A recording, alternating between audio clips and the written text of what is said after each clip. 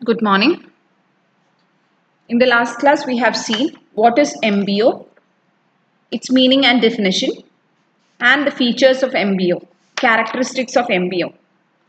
So, we have seen that MBO refers to a process whereby the managers identify the common goals and define the responsibilities and achieve the goals.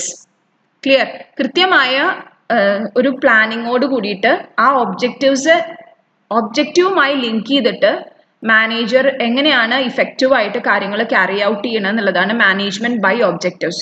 So always everything what is to be done should be in view of the objectives that is set by the management. So keeping in mind of the objective set by the management frames the strategies, policies, plans and all that. Right. So let us see today what is the process of MBO. And MBO എങ്ങനെ carry out ചെയ്യുന്ന സമയത്ത് ഈ ഒരു process keep ചെയ്തിട്ടാണ് നമ്മൾ carry out ചെയ്യുക. So process of MBO, the first point is setting objectives at the top. അപ്പോൾ ഏറ്റവും ടോപ്പ് മാനേജ്മെന്റിന്റെ ആക്ടിവിറ്റിയാണ് ഒബ്ജക്റ്റീവ് സെറ്റ് ചെയ്യുക എന്നുള്ളത്. അപ്പോൾ ഈ ഒബ്ജക്റ്റീവ് സെറ്റ് ചെയ്യണത് keeping in mind the mission of the organisation. കാരണം mission is a long term one. ആ മിഷനിൽ എത്തിച്ചേരുന്ന ഒബ്ജക്റ്റീവ്സ് ആവണം നമ്മൾ സെറ്റ് ചെയ്യുന്നുണ്ടാവുക. അപ്പോൾ ആ ഒരു മിഷൻ മൈൻഡിൽ വെച്ചുകൊണ്ടാണ് ടോപ്പ് മാനേജ്മെന്റ് ഒബ്ജക്റ്റീവ്സ് സെറ്റ് ചെയ്യുക.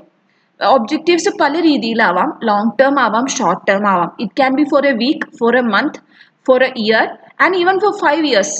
But whatever be the objectives, these objectives must coincide to make it a long term one. ഇപ്പോൾ കാരണം ഒരു ആഴ്ചത്തെ ഒബ്ജക്റ്റീവ് അടുത്ത ആഴ്ചത്തെ ഒബ്ജക്റ്റീവുമായിട്ട് ലിങ്ക് ചെയ്ത് പോയാൽ മാത്രമേ ലോങ് ടേമിൽ നമുക്ക് നമ്മൾ പ്ലാൻ ചെയ്ത പ്രൊജക്റ്റ് അച്ചീവ് ചെയ്യാൻ പറ്റുള്ളൂ. അതല്ലാതെ എല്ലാം പല രീതിയിലായി പോകരുത്.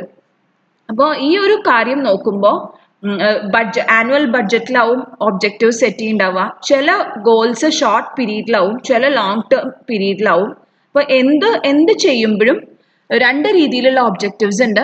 ടോപ്പ് മാനേജ്മെന്റ് സെറ്റ് ചെയ്യണ ഒബ്ജക്റ്റീവ് ഉണ്ട്, ഓപ്പറേറ്റീവ് മാനേജ്മെന്റ് സെറ്റ് ചെയ്യണ ഒബ്ജക്റ്റീവ്സ് ഉണ്ട്. ഓപ്പറേറ്റീവ് മാനേജ്മെന്റ് സെറ്റ് ചെയ്യണ ഒബ്ജക്റ്റീവ്സ് എപ്പോഴും ചെറിയ ഒബ്ജക്റ്റീവ്സ് ആവും.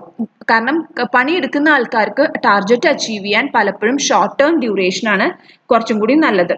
ക്ലിയർ? ആൻഡ് ഈ ഗോൾസ് എല്ലാം സെറ്റ് ചെയ്യുമ്പോൾ you should consider about the company's strength and weakness and even the opportunities and threats that is faced by the company. കാരണം എന്നാൽ മാത്രമേ കൃത്യമായ ഒരു ഒബ്ജക്റ്റീവ് സെറ്റ് ചെയ്യാൻ പറ്റൂ. And this objectives must be communicated to every persons in the company. Keeping in view of the subordinates' opinion, this objectives must be modified. കാരണം subordinates-ന്റെ ഒപ്പീനിയനും കൂടി ഇതിൻ്റെ ഉള്ളിലേക്ക് ഇൻകോർപ്പറേറ്റ് ചെയ്യണം എന്നുള്ളത് നിർബന്ധമാണ്. കാരണം അവരാണ് ഫൈനലി ചെയ്യുന്ന ആൾക്കാർ. And also this will increase the commitment of them towards organisation. അപ്പോൾ തീർച്ചയായും സബോർഡിനേറ്റ്സിന്റെ വ്യൂ പോയിന്റും കൂടി കൺസിഡർ ചെയ്യും. കാരണം സബോർഡിനേറ്റ്സ് വർക്ക് ചെയ്യുന്ന ആൾക്കാർ സബോർഡിനേറ്റ്സ് ആയതുകൊണ്ട് ഇത് കൃത്യമായി ഓപ്പറേറ്റ് ചെയ്യുന്ന സമയത്ത് എന്തൊക്കെ പ്രശ്നങ്ങൾ ഉണ്ടാവാൻ സാധ്യത ഉണ്ടെന്നുള്ളത് ടോപ്പ് മാനേജ്മെന്റിനേക്കാളും കൂടുതൽ അറിയുക സബോർഡിനേറ്റ്സിനായിരിക്കും. അതുകൊണ്ടാണ് ഒബ്ജക്റ്റീവ് സെറ്റ് ചെയ്യുന്ന സമയത്ത് സബോർഡിനേറ്റ്സിൻ്റെയും കൂടിയും ഒരു ഫീഡ്ബാക്ക് ഉണ്ടാവണം എന്ന് പറയുന്നത്. And the second step is clarifying organizational goals. Clear? ചില സമയത്ത് ഓർഗനൈസേഷണൽ ഗോൾസ് പ്രോപ്പർലി ക്ലാരിഫൈഡ് ആവില്ല.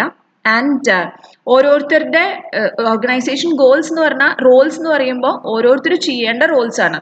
അപ്പോൾ ഓരോരുത്തരുടെ റെസ്പോൺസിബിലിറ്റിയും കൃത്യമായി ഫിക്സ് ചെയ്തിട്ടുണ്ടാവില്ല. പക്ഷെ ഇത് രണ്ടും ഫിക്സ് ചെയ്താൽ മാത്രമേ ഒബ്ജക്റ്റീവ് ക്യാരി ഔട്ട് ചെയ്യാൻ പറ്റുള്ളൂ.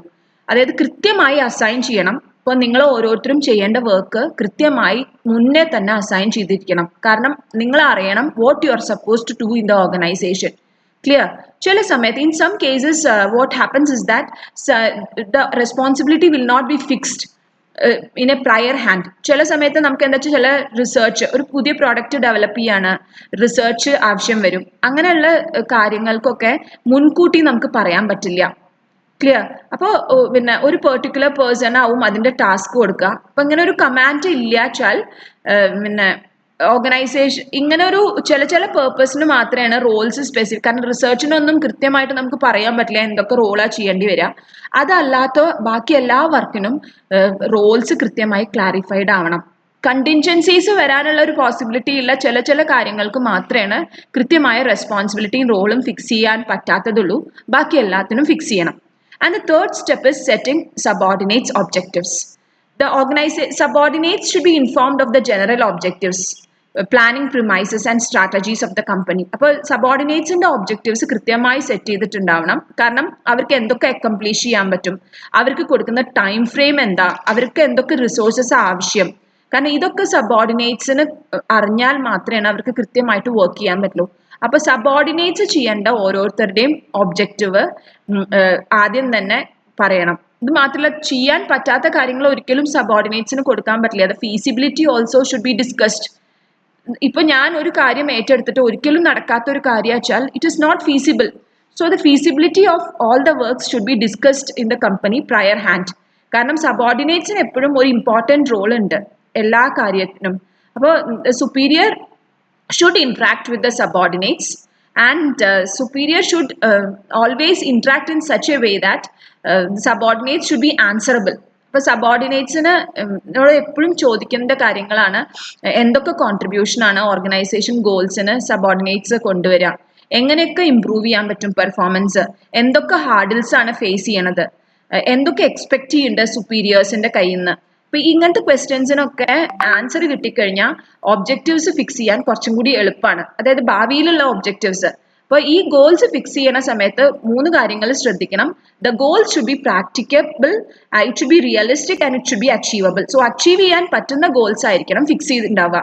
ക്ലിയർ? അപ്പൊ സുപ്പീരിയേഴ്സ് എപ്പോഴും ഇപ്പൊ നമ്മളാണെങ്കിലും നിങ്ങളോട് എന്താ പറയുക, you should get 100 out of 100. We are fixing a standard which you can never achieve. But that will lose your interest in your studies. Because 100 out of 100 it's very difficult.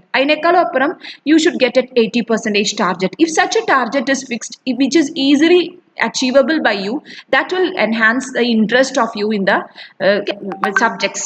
Clear? അതേപോലെ achieve ചെയ്യാൻ പറ്റുന്ന objectives ആവണം വെക്കുന്നുണ്ടാവുക. കാരണം സുപ്പീരിയേഴ്സിന് പലപ്പോഴും high objectives fix ചെയ്യാനുള്ള ഒരു strategy ഉണ്ടാവും എപ്പോഴും. പക്ഷെ ഒരു പടി മുകളിലാവണം ഒബ്ജക്റ്റീവ്സ്. കാരണം എന്നാലാണ് അത് അച്ചീവ് ചെയ്യാനുള്ള ഒരു ടെൻഡൻസിയിലേക്ക് എത്തുള്ളൂ. ഇപ്പൊ നിങ്ങൾക്ക് ഒരു 70% കപ്പാസിറ്റി ഉള്ളൂ വെച്ചാൽ ഞാൻ പറയും നിങ്ങളോട് ഒരു 85% നിങ്ങൾക്ക് കിട്ടണം. കാരണം കൃത്യം പറഞ്ഞു കഴിഞ്ഞാൽ അത് ഈസി ആയിട്ട് കിട്ടും. അപ്പൊ അതിന് ഒരു ഹാർഡ് വർക്കിംഗ് നേച്ചർ ഉണ്ടാവില്ല. അപ്പൊ അത് ഒഴിവാക്കാൻ വേണ്ടിയിട്ടാണ്. അപ്പൊ എല്ലാ രീതിയിലും കൃത്യമായ ഒബ്ജക്റ്റീവ്സ് സബോർഡിനേറ്റ്സ് സെറ്റ് ചെയ്യണം. And the last step is recycling these objectives. Recycling of objectives means it's a joint and interactive process. കാരണം ഒബ്ജക്റ്റീവ്സ് ഐസൊലേഷനിൽ സെറ്റ് ചെയ്യാൻ വായുവിന് സെറ്റ് ചെയ്യാൻ പറ്റുന്ന ഒരു സാധനമൊന്നുമല്ല ഒബ്ജക്റ്റീവ്സ്. അത് ടോപ്പ് മാനേജ്മെന്റ് ഒറ്റയ്ക്ക് ചെയ്യാൻ പറ്റുന്നതുമല്ല. ആൻഡ് ടോപ്പ് മാനേജ്മെന്റ് അങ്ങോട്ട് തീരുമാനിച്ച് ലോവർ ലെവലിലേക്ക് കമ്മ്യൂണിക്കേറ്റ് ചെയ്യാൻ പറ്റണതല്ല. അല്ല ലോവർ ലെവൽ മാനേജ്മെന്റ് ഒറ്റയ്ക്ക് ചെയ്യണ കാര്യമല്ല. This should be always shuffled. There must be a proper consultation and interaction at various levels with regard to the objectives. Clear? Objective ഒരു individual department objective set ചെയ്യാച്ചാൽ മാനേജ്മെന്റിന്റെ എക്സ്പെക്ടേഷനേക്കാളും higher ആവണം എപ്പോഴും. May be higher than the expectation of higher management. പക്ഷേ that always one thing you should mind that it should reconcile with the objectives. ഒബ്ജക്റ്റീവുമായിട്ട് താരതമ്യം ചെയ്യാൻ പറ്റുന്ന രീതിയിലാവണം നമ്മൾ ഡിപ്പാർട്ട്മെന്റൽ ഒബ്ജക്റ്റീവ്സ് സെറ്റ് ചെയ്യുന്നുണ്ടാവുക. അപ്പോൾ മാർക്കറ്റിംഗ് മാനേജ്മെന്റിന് ഒരു ഡിപ്പാർട്ട്മെന്റിന് ഒരു ഒബ്ജക്റ്റീവ് വെച്ചു, അത് മാനുഫാക്ചറിംഗ് ഡിപ്പാർട്ട്മെന്റിനും ഫിനാൻസ് ഡിപ്പാർട്ട്മെന്റിനും ഉൾക്കൊള്ളാൻ പറ്റുന്നുണ്ടാവണം. അപ്പോൾ ഈ ഒരു ഒബ്ജക്റ്റീവ് റീസൈക്ലിംഗ് ആവണം. ഇവിടെ റീസൈക്ലിംഗ് എന്ന വേർഡിനോട് അർത്ഥം പറയണത് അത് ബാക്കി ഡിപ്പാർട്ട്മെന്റ്സുമായിട്ട് കോയിൻസൈഡ് ചെയ്ത് പോകുന്ന ഒബ്ജക്റ്റീവ്സ് ആവണം ക്രിയേറ്റ് ചെയ്യുന്നുണ്ടാവുക. Clear? So this is how the process of MBO works out. And now let us see what are the benefits of MBO. MBO ഇത്രയും പറഞ്ഞ സ്ഥിതിക്ക് നമുക്കറിയാം. I need not explain about all this. It creates in better managing activities കുറച്ചും കൂടി better ആവും. കാരണം കൃത്യമായ objectives ആണ്, കൃത്യമായ പ്ലാനിങ് ആണ്. So it becomes easy to achieve the objectives.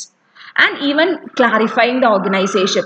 ഓരോ ഓർഗനൈസേഷൻ റോൾസും റെസ്പോൺസിബിലിറ്റീസും കൃത്യം ക്ലാരിറ്റിയോടെ കൊണ്ടുവരുന്നത്. And that adds to the advantage of the organisation. Clear?